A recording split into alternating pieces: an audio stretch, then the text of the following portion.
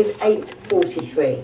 School swimming lessons should teach children about the dangers of cold water shock. After a sharp rise in the number of young people drowning, this is what council leaders are urging. Yeah, the figures are shocking. 300 people died in accidental drownings in the UK last year. And most of them, 60% of them, died as a result of cold water shock. Joining us now is Simon Griffiths, who's founder of the Outdoor Swimmer magazine, and water safety campaigner Beckie Ramsay, whose son died in 2011 while swimming in a disused quarry. Thanks both for coming in. Beckie, if we could start with you, because I know you go into schools and tell your story about what happened to your son. Just explain what happened and the potential significance of cold water shock. Basically, my son's 13, nearly 14. He decided to go swimming in a disused quarry with a couple of friends. Red hot sunny day. He went for a dip, what he thought was an innocent swim.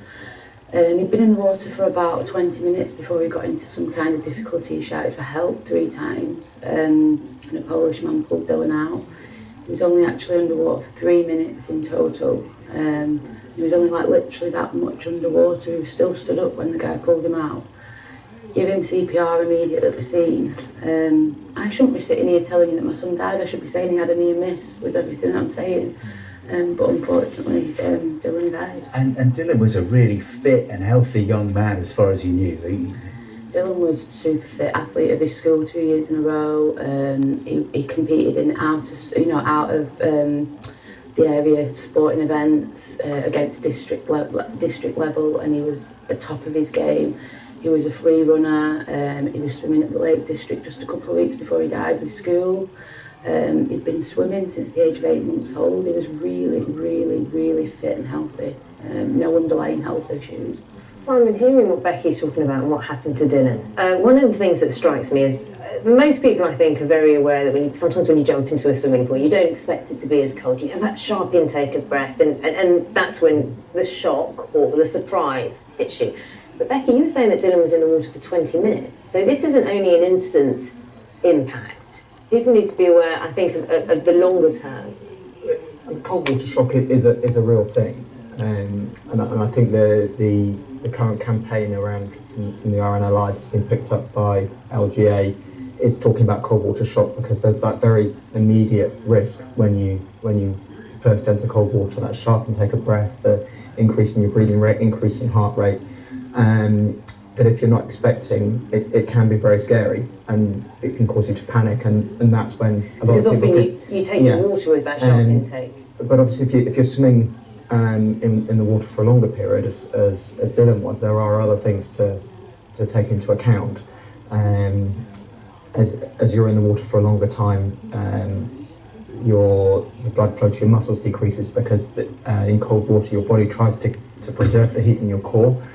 So blood flow is concentrated in your core and you have less muscle flowing going to your arms and your legs. So if you are in cold water for a long time, then you lose the ability to swim as well. So that could be another factor. And then obviously if you're in the water even longer, then your core starts cooling down and you can get hypothermia.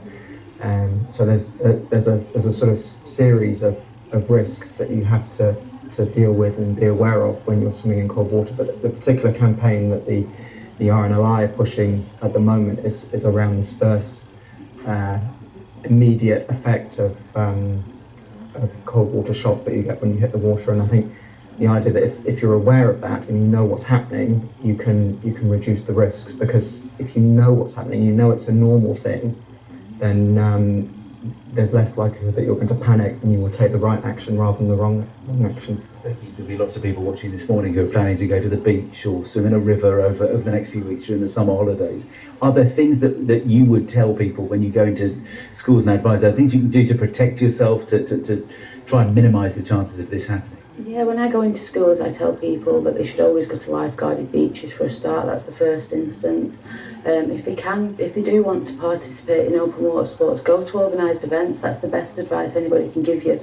Go to somewhere that's got lifeguards, that your safety is paramount. Don't just jump into your nearest quarry or your nearest reservoir or whatever, because the chances are, even if you've been there before and been absolutely fine, the chances are that you could this time not be, and it could cost you your life. How do you teach people, because it's not just children that need to be taught, the shock is for anyone, cold water. Who should be teaching children and adults to do this, and in a safe environment where help is needed?